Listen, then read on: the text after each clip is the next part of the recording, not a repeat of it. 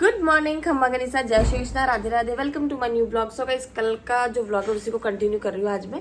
कल जो था मतलब हम लोग का चौथ का व्रत था, तो कहानी वगैरह सुन के और मतलब जो सूरज जी को अर्घ वगैरह देना होता है वो देख के, और फिर मैं मतलब कि क्या बताऊँ, मतलब कि हम लोग बातों में लग गए थे। फिर ऐसा बोलते हैं ना कि है ना, बातों में बैठने के बाद में इतना वो सोचा ही नहीं मैंने कि वे व्लॉग शूट करूँ वो करूँ।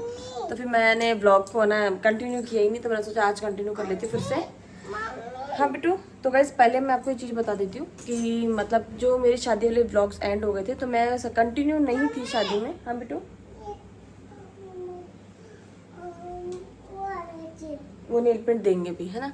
तो गाइस मैं एक चीज़ बता देती हूँ आपको कि है ना, पहले जैसे ही मैं लगन फंक्शन में आई थी ना यहाँ पे, तो उसी डे पे नेक्स्ट मतलब जिस दिन आया था नॉर्मल 9 तारीख को फंक्शन था उसी दिन, और नाइट में फिर मेरे जो हमारे मासी सा है वो एक्सपायर हो गए थे, जो हॉस्पिटल में एडमिट थे, आपको पता है।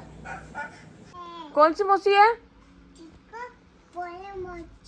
कौन सी मौसी है? अक्षु की मौसी वही है क्या? बोली मौसी। कहाँ गई मौसी छोड़ के अक्षु को? ससुराल। मौसी कहाँ गई तो अक्षु की मौसी अक्षु को छोड़ के? मौसी के है? मौसी कहाँ गई अक्षु की? कहाँ गई मौसी? किसके साथ गई? जोक है तो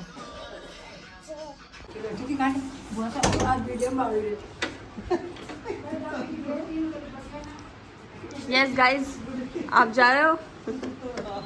हाँ गाइस, बाय बाय बाय, हम जा रहे हैं। दोबारा जा रहा है। मैं एक बार ही बोल गई मेरे सास ने, लोग कहाँ जा रहे हो?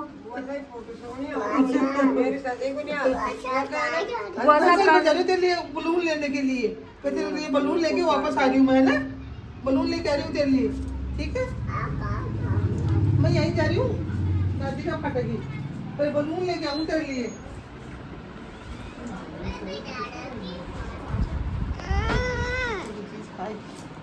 चिकड़ी चीज ले, टीपी चलेंगे अभी। बाय बाय कर दो, बाय बाय नानी सा। हाँ बीपी चलेंगे बीपी, ओके।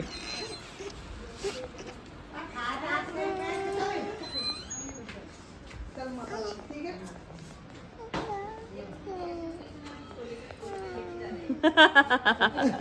नहीं गाइस, हम ये नहीं लिखेंगे।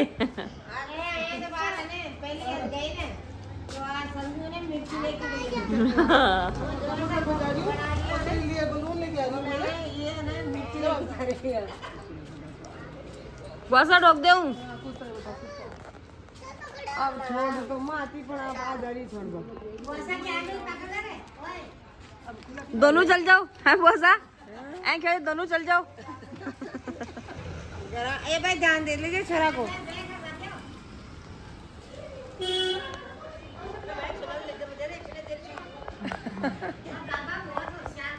अरे बाहर सारे भी मैंने शादी की फोटो आई भी मैं टीवी में।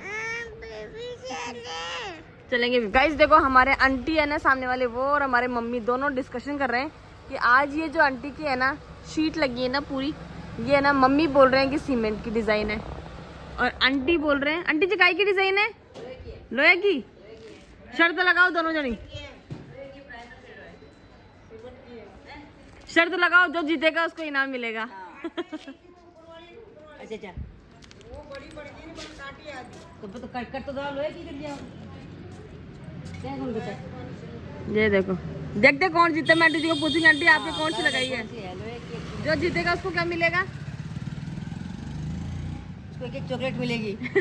बड़ी वाली चॉकलेट, बड़ी वाली चॉकलेट, जो उसको अक्षु खाएगी, फिर अक्षु खाएगी, माँ खाएगी। है ना माँ?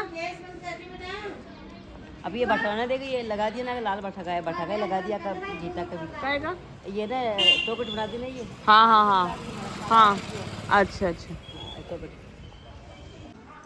यस गाइस, कैसे हो? बढ़िया, फर्स्ट क्लास। एकदम फर्स्ट क्लास। आ जाओ। आप कैमरे की नजर में।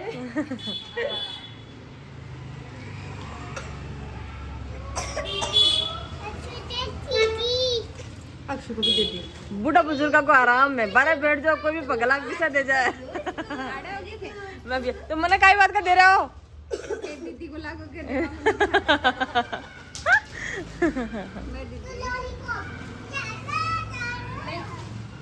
मामी सा है मेरे मम्मी से अपने मामी से लगते हैं तो मामू सा है तो दो है किसका है बाबू? ये तो भैया का है अच्छा भैया हाँ ये मेरी है चटनी है क्या? हाँ अरे ये कौन लाया था बिट्टू वो दे दे इसको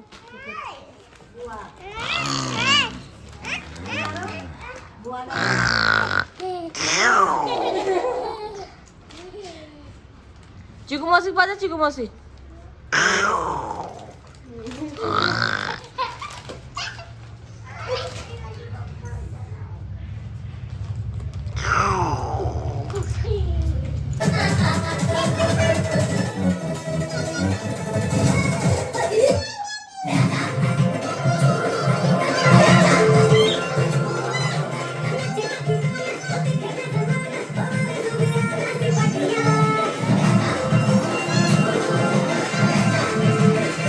गाइस बुआसा गए और बुआसा के जाने के बाद में अभी थोड़ा बहुत हम कहीं बाहर वगैरह घूमने गए और अब भी है ना बाहर पताशी वाले भैया हैं तो चीकू अक्षु आरव मतलब आरव तो खाना खा रहा था खाना खाता खाता भी बाहर चला गया और गाइस सुबह वाली बात मैं कंटिन्यू करूँगी अभी क्या जो टॉपिक था उसको पूरा क्लियर करूँगी क्या था क्या नहीं था मेरी तो खुद की तबीयत खराब हो रही है सही बताऊँ तो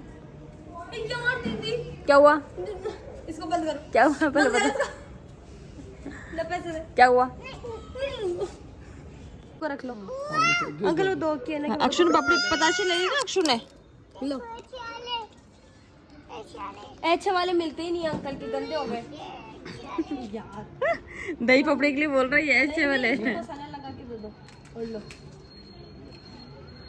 ले पकड़ पकड़ो वाओ लो ले दिखा लिपस्टिक करा तू लिपस्टिक लगी किससे लगाई लिपस्टिक अच्छी ने अच्छी लगती है क्या आपको लिपस्टिक ओके सो गाइस जो मॉर्निंग की बात थी वो मैं कंप्लीट कर ही नहीं पाई थी क्योंकि है ना पहले मॉर्निंग में फटाफट से मैं जैसे मैंने आपको बताया उस टाइम पे है ना अक्षु जो है वो रोने लग गई थी तो फिर मैं उसको संभालने लग गई बाद में फिर वही घर का काम झाड़ू पोछा वगैरह और तबीयत भी इतनी ठीक नहीं है कि मैं आज पता नहीं क्या हो गया कि है ना सांस है ना थोड़ा सा से फूलने लग जाता है हार्ट बीट तेज हो जाती है तो ये सब चीज़ें भी चल रही है वो बोलते ना कि थोड़ा माहौल इस टाइप का हो गया था तो जैसे कि मैंने आपको मॉर्निंग में बताया था कि जिस दिन मैं यहाँ पे आई थी 8 तारीख को मैं यहाँ आई थी और 9 को लगन फंक्शन था तो लगन फंक्शन अटेंड किया ही था मॉर्निंग में और मतलब कि यहाँ से जो लगन लेकर आए थे लाडीसा के घर से यहाँ पे हमारे तो वो लोग घर से यहाँ से गए भी नहीं थे तो मेरे पास फ़ोन आ गया था कि है ना भाई मासी साहब जो है वो एक्सपायर हो गए थे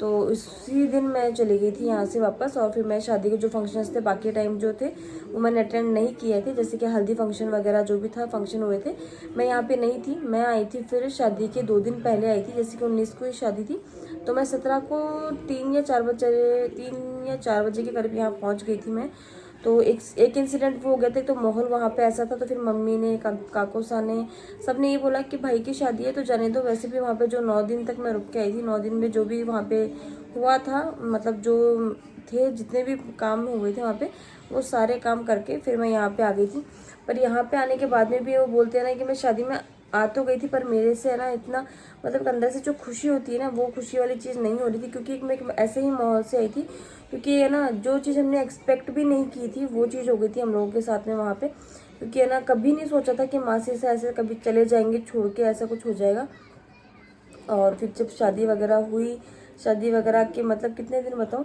तो 19 की शादी थी 21 या 22 को ही 21 तारीख को ही भविष्य के है ना पास फ़ोन आ गया था कि उनके पापा की कंडीशन ज़्यादा ही ख़राब है तो उनको वही मिलने के लिए बोल दिया था कि भैया मिल लो और उनको कह दिया था डॉक्टर ने भी जवाब दे दिया था कि ये ज़्यादा दिन नहीं निकालेंगे तो फिर भाभी साहब वहाँ चले गए थे तो वो बोलते हैं कि ऐसी ऐसी चीज़ें सुनी ना तो उस वजह से थोड़ी ऐसे ही हो गया था कि भाई है ना माहौल भी ऐसा था और बार बार ऐसी चीज़ें सुनने के बाद मेरे तो पता नहीं अंदर से ऐसा हो गया अभी जैसे किसी का सुन भी लेती ना तो मेरे को तो अंदर से रोना सा ऐसा ना दम सा भर जाएगा आंखों में आंसू आ जाते हैं और हार्ट बीट तेज होकर हाथ पैर थोड़ा सा ऐसे वाइब्रेट होने लग जाते हैं और 21 तारीख को भाभी से यहाँ से गए थे और फिर है ना 1 तारीख को तो भाभी साहब के पापा जो है वो भी एक्सपायर हो गए थे उस दिन हम लोगों ने लास्ट बार जो हमारे गांव में देव देवता है वहाँ पर ढोके थे गांव में देवता ढूक के और फिर शाम को 7:30 बजे के करीब फ़ोन आ गया था हमारे पास में कि भाभी सा के पापा भी एक्सपायर हो गए हैं।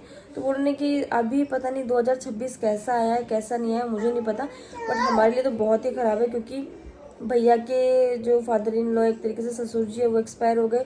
उधर से मेरे मासी सास, जो हमने बिल्कुल सोचा भी नहीं था कि कभी ऐसा हो जाएगा, तो वो चीज़ हो गई हम लोगों के साथ में, वो एक्सपायर हो गए थे।